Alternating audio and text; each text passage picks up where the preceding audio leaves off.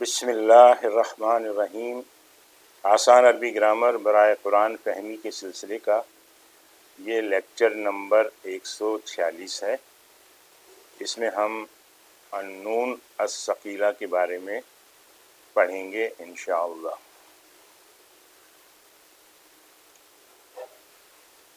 نون مشدد جو فعل مضارع کے آخر میں آتا ہے اور انتہائی تاکید کے لیے استعمال ہوتا ہے اسے نون ثقیلہ کہتے ہیں۔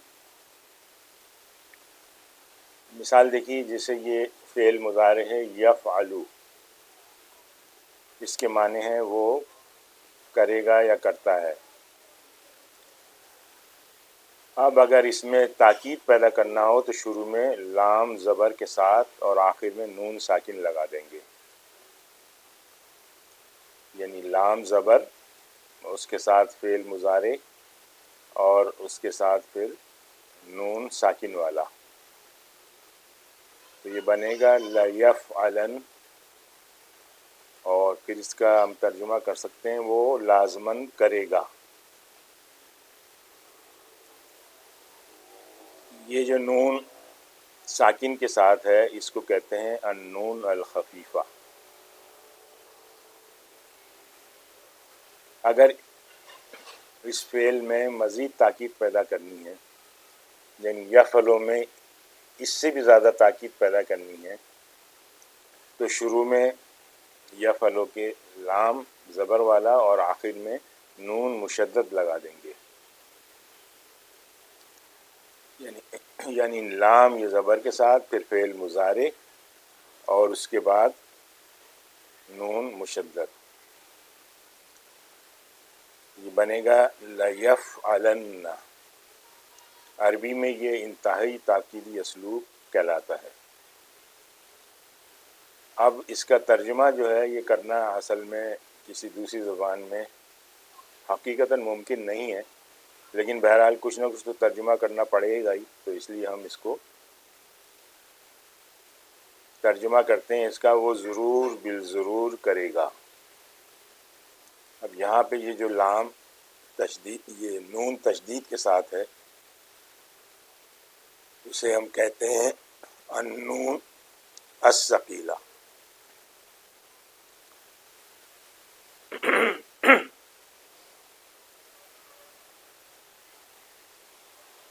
اچھا، 4 شرائط ہیں جن کے پورا ہونے پر نون ثقیلہ لازماً آتی ہے، یعنی واجب ہو جاتی ہے، اس کو لانا ضروری ہے اگر یہ 4 شرائط پوری ہوں۔ پہلی شرط یہ ہے کہ مضارع جواب قسم کے طور پر آ رہا ہو۔ دوسری، لام قسم مضارع کے ساتھ متصل ہو، یعنی ملی ہوئی ہو۔ تیسری شرط یہ ہے کہ مضارع صرف مستقبل کے لیے ہو، یعنی اس کے معنی جو ہیں مستقبل کے لیے ہوں، حال کے لیے نہ ہوں۔ اور چوتھی شرط یہ ہے کہ مضارع مثبت ہو، یعنی منفی نہ ہو۔ اب اس کو مثالوں سے ہم دیکھتے ہیں۔ یہ 4 شرائط ہم نے رکھ دی کہ مضارع جواب قسم کے طور پہ آ رہا ہے، مضارع کے ساتھ جو لام قسم ہے وہ متصل ہے مضارع کے ساتھ، مضارع کے معنی مستقبل میں ہیں، اور مضارع مثبت ہے۔ ان کو ہم ایک ایک کر کے پھر جملے میں دیکھیں گے۔ مضارع جواب قسم کے طور پہ آ رہا ہو، دیکھیں یہ شرط پوری ہوتی ہے۔ واللہ لأقرأن القرآن کل یوم۔ اب یہاں دیکھیں کہ یہ مضارع لأقرأن یہ جواب قسم کے طور پر آ رہا ہے، اس سے پہلے یہ قسم ہے۔ اچھا، یہ جو لام قسم ہے لا زبر کے ساتھ، یہ مضارع کے ساتھ متصل ہے، جڑا ہوا ہے، وہ بھی صحیح ہے۔ 2 شرطیں پوری ہو گئی۔ یہ مستقبل کے معنوں میں ہے، تو اس کے معنی ہیں اللہ کی قسم میں قرآن ضرور پڑھوں گا ہر روز، تو یہ مستقبل کے معنی میں ہے۔ مثبت ہے کیونکہ اس میں کوئی حرف نفی کا نہیں ہے۔ تو یہ چاروں شرائط جو ہیں اس میں پوری ہو رہی ہیں، تو اس لیے اس میں یہ نون مشدد لازماً لانا پڑا۔ دوسری مثال دیکھیں کہ لام قسم مضارع کے ساتھ متصل ہو۔ جملہ ہے وَلَسَوْفَ يُعْطِيكَ رَبُّكَ فَتَرْضَىٰ۔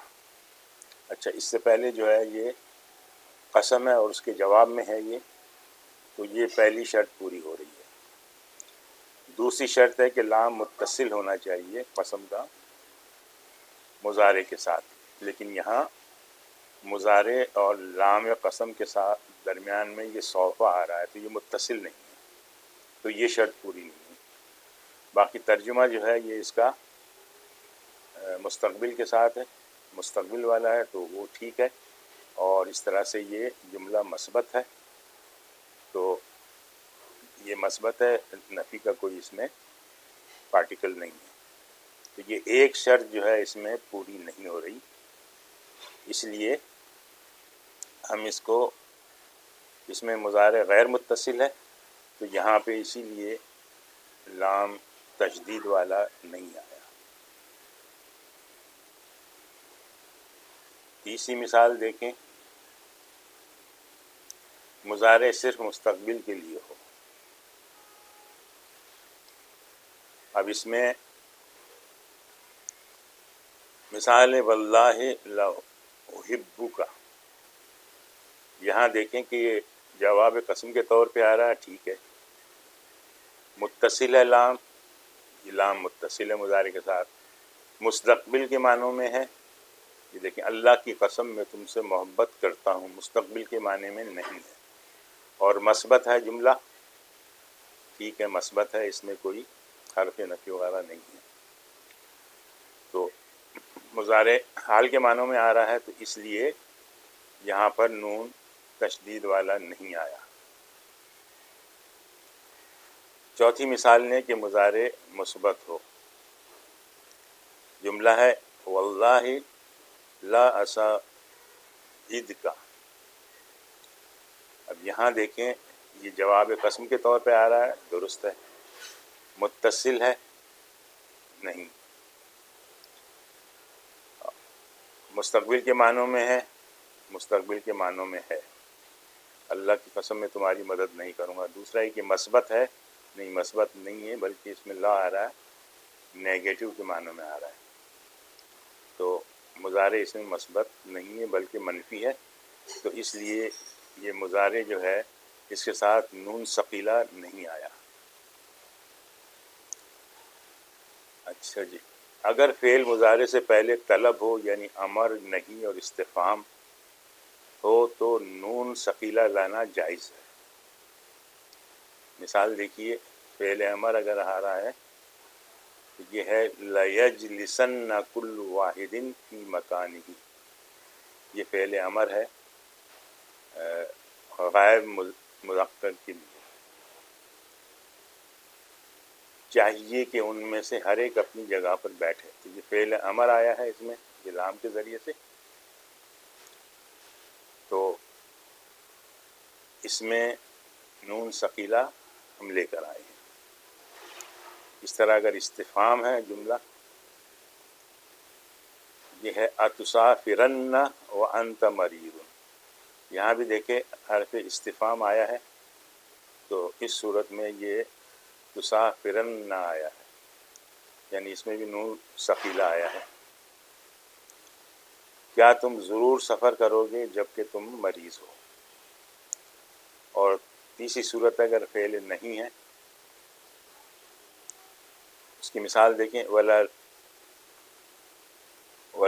تَحْسَبَنَّ اللَّهَ غَافِلًا عَمَّا يَعْمَلُونَ الظَّالِمُونَ، اب یہاں پہ لا نہیں والا ہے، لا الناہیہ ہے،